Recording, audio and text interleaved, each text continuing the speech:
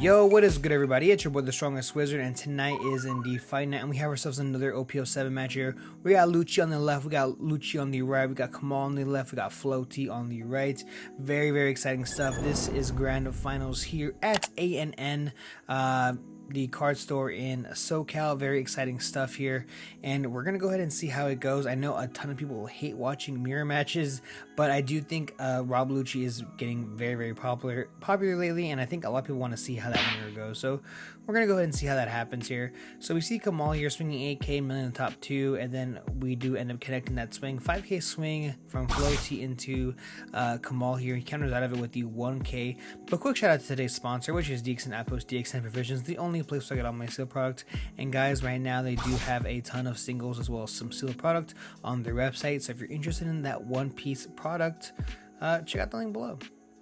So we did see that 6K swing being countered out of, as well as dropping the Borsalino. Now, I think if you guys are wondering, Wizard, why do you guys have the speed on this video so freaking fast? Well, that's because this video is extremely long. It's about 18 minutes long, and that's a long time to watch a One Piece video. I feel like a lot of people don't have that kind of attention span. Like, neither do I. That's a long time.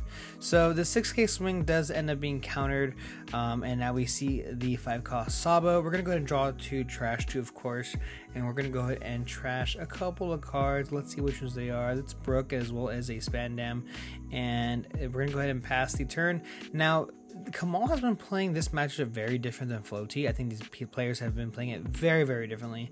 It might be the fact that Kamal did end up going first. That is definitely a possibility on why that has happened. We see another huge AK swing going into Floaty. He's going to go ahead and take it, and then we're going to go ahead and pass the turn with 4 active Dawn. That's extremely surprising. You got my man Floaty here checking to see his opponent's trash there. Now, I think Kamal here, Floaty taking it really slow, just poking at it, trying to see if we can see all those pieces. I love the Khalifa turn to draw 2 trash 2. Very, very good card. I think a lot of people, kind of find that a little underrated here. So we see a 5K swing going into live. We're in the middle of the top 2. We might be baiting the board swing, and he actually picks up the life, and now we see the extremely hard punish with that E-Show. Exactly 6 cards in hand, so if Kamal did not actually end up taking that, he would have been able to avoid that. Huge misstep here from my man Kamal, trashing a Stussy as well as a Rebecca. Not too bad though. Stussy, you kind of hate to see it, but Rebecca, kind of want those in the trash anyways, right? Just for our Gekko, turns can be pretty snazzy. So it looks like we're gonna go ahead and swing a 6K going into life. We're gonna minus 1K on the Khalifa. We're gonna mill 2 cards, and my man Floaty, does he have a 2K counter?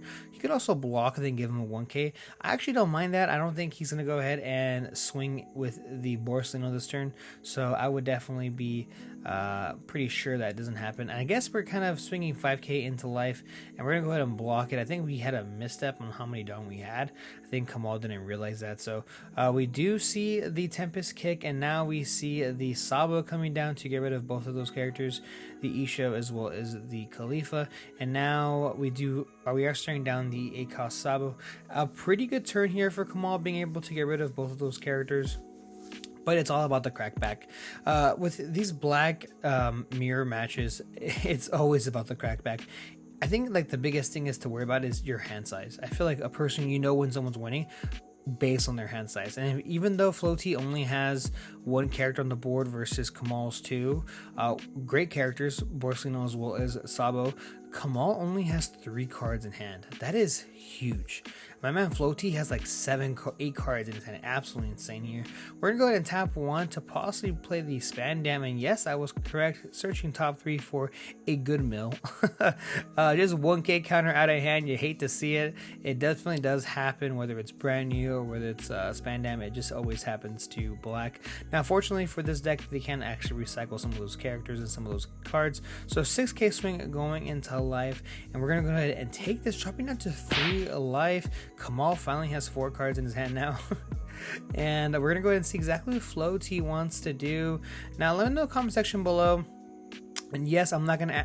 No, I'm not gonna ask you guys who wins this matchup because we know obviously Lucci does win. But I am actually gonna ask you, how do you guys feel about Lucci in this meta? Do you feel like it's fair? Do you feel like it's a bit difficult to beat or to play with?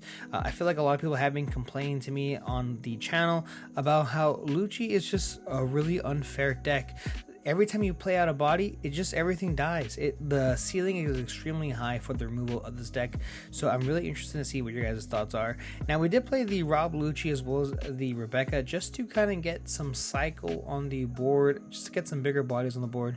And I'm not sure if you guys even have noticed this, neither player has stage up.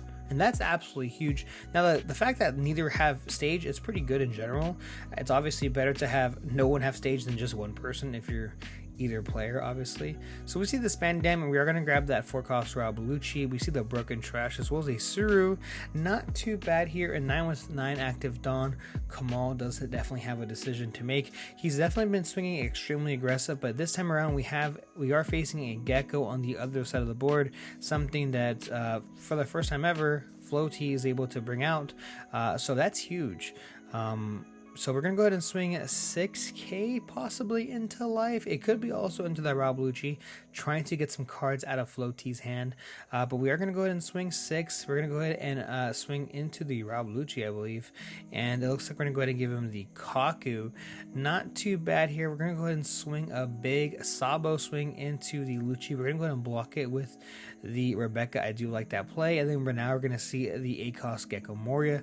Grabbing the Rebecca, to then grab the Helmeppo. We're going to have to trash the Spandam. We're going to -3 on the Sabo, I believe, and then Brook it away. Now, Brook is a pretty fantastic card, and just in general, usually it's kind of okay in this matchup. It's weird because we are playing Sabos. We just can't recycle them as we can normally with a deck like Black Yellow Luffy or something like that. But obviously the fact that we can pull it off Rebecca is still really, really good. We're going to go ahead and see exactly what Floaty wants to do. We still have that Gekko Moria on the board. Now with Kamal's side of the board, yes, he only has 3 or 4 cards in his hand now. But the issue is that he's got 2 big boys on the board. The Brook definitely has to be managed and held. I think we definitely have to get rid of that Brook no matter what. At the same time, we are facing down, like I said, those 2 big 8-cost characters. Now, Floaty's actually swinging 6k into the Brook. That is going to go ahead and get rid of the Brook. You do like to see it. He can just replay it off of another Rebecca or of course a Gekko Moria, but he's going to have to spend some resources to do so. And looks like Floaty might be deciding to swing a 6k into life. I guess doesn't really want to try to get that free block off of that Borsalino, of course, since we do have that Rebecca having that extra cushion just to make sure nothing really happens. We're going to go ahead and swing 10k into the Sabo. We're going to go ahead and block it here, and now we're swinging a 5k into life. Now that is really interesting. We actually we mill the top two 8-cost characters, Isho as well as the Gekko Moria. Gekko Moria, you hate to see it, but we're actually going to counter out of the 5k swing. Choosing not to block with the Borsalino is extremely interesting. We see the Tempest Kick to minus cost on the Gekko, and now we have another Gekko coming down. We're going to go ahead and Suru, and we're going to go ahead and most likely -2 to something. I'm not sure exactly what it is. I guess you could imagine it might be the Gekko Moria to drop it down to 2. But yeah, let's find out here. So it looks like he's debating exactly what he wants to do in what sequence. Of course, with black, playing these black decks, it's all about the math situation, what makes sense. Mathematically, it doesn't make sense. So we're going to go ahead and play the Rebecca, play out the Suru, big shocker there.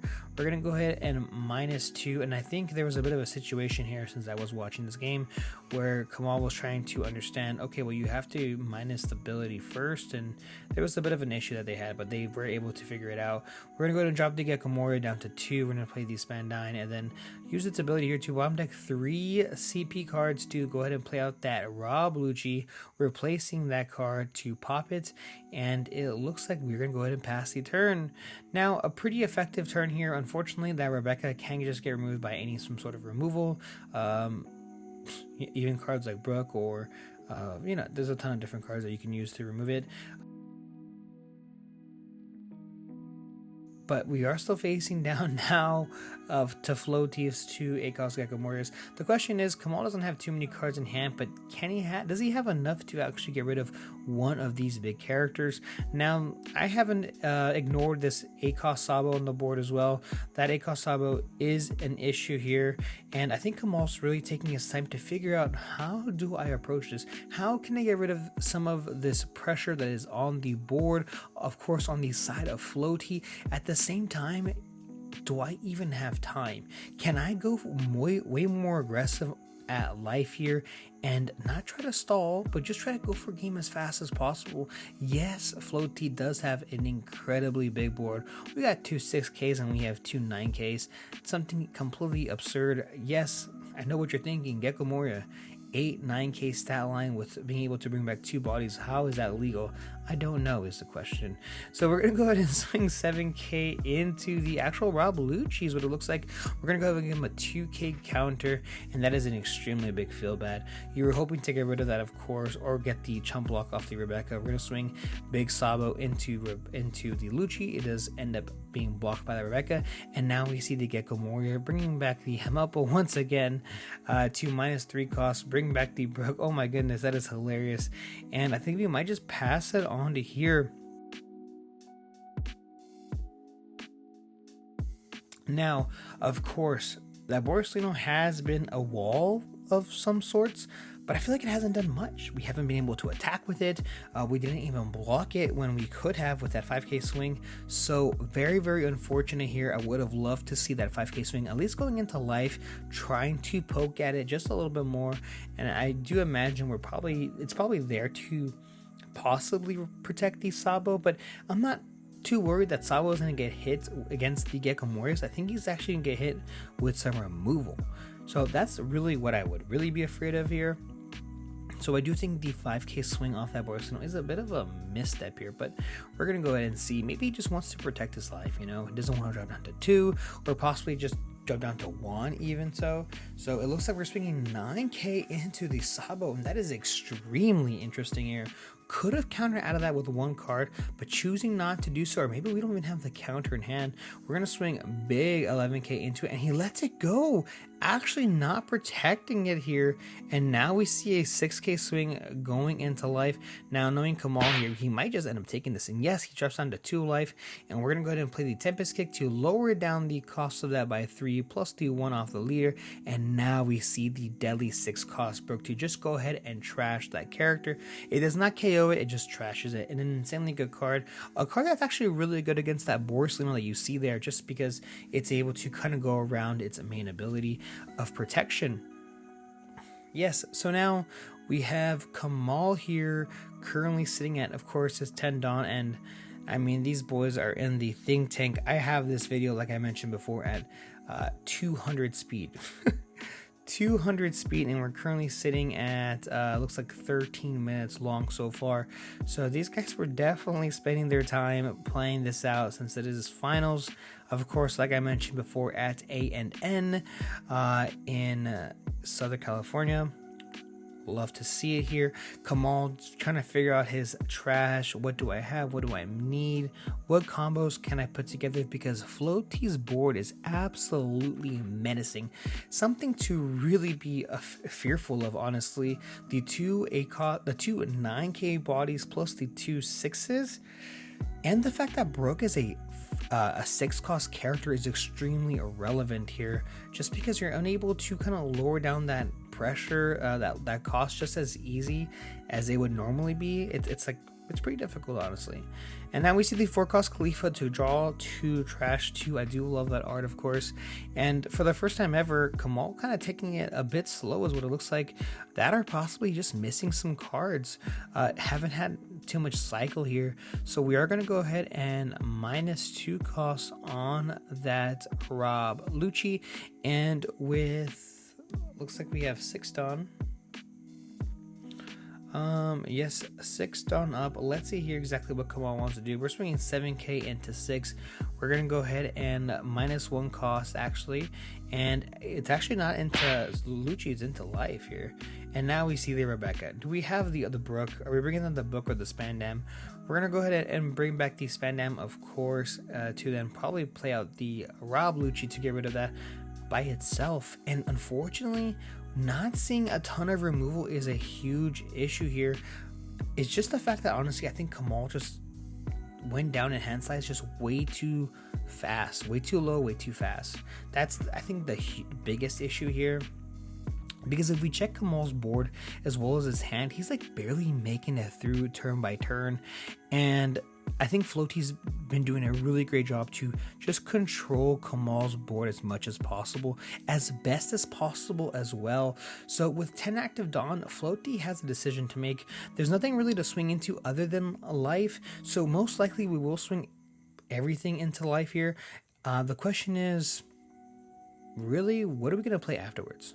We're not going to spend a ton of our Dawn to do so because we also don't want to lose. It's very possible that we could lose, but we're going to go ahead and swing 6k into life. We see the block, and Kamal only has 1 card in hand. He takes the first life as well as the second life, which is his last life, and now we're going to tap 4 here for that Rebecca to grab Sabo to play out Sabo. We're going to draw 2 Trash 2, and with this certain play, with this board state, and with the cycle, this is GG's. This is GG's. I know I'm calling it a little too early, but with this board state, being able to have entire protection on the entire board and not having too many threatening characters on Kamal's side, I don't think there's much that Kamal can actually do to win this game now. So we're going to go ahead and see how exactly Kamal approaches possibly his last turn, honestly. So it looks like we're going to go ahead and attach 2 onto this Rob Lucci, and we are swinging 8k into 6 here, and that is pretty big. Floaty has about 8 cards in hand, as it looks like. We're going to give him a 2k as well as a 1k in the form of Kaku, and now with 8 active Dawn, are we going to see a Gekko play? No, we're swinging a big 8k into the Brook once again. What does Kamal have against Brook, man? I mean, the man's just a bag of bones. So Kamal only with 4 active Dawn left and really no out. We're swinging another 9k into Brook, and he gives him the blocker Rebecca, and this is just game here. Floaty doesn't end up taking it. Thank you guys so much for checking this channel as well as this video. I really do appreciate it, and stay tuned because I have a ton of new OP07 content coming out soon. See ya.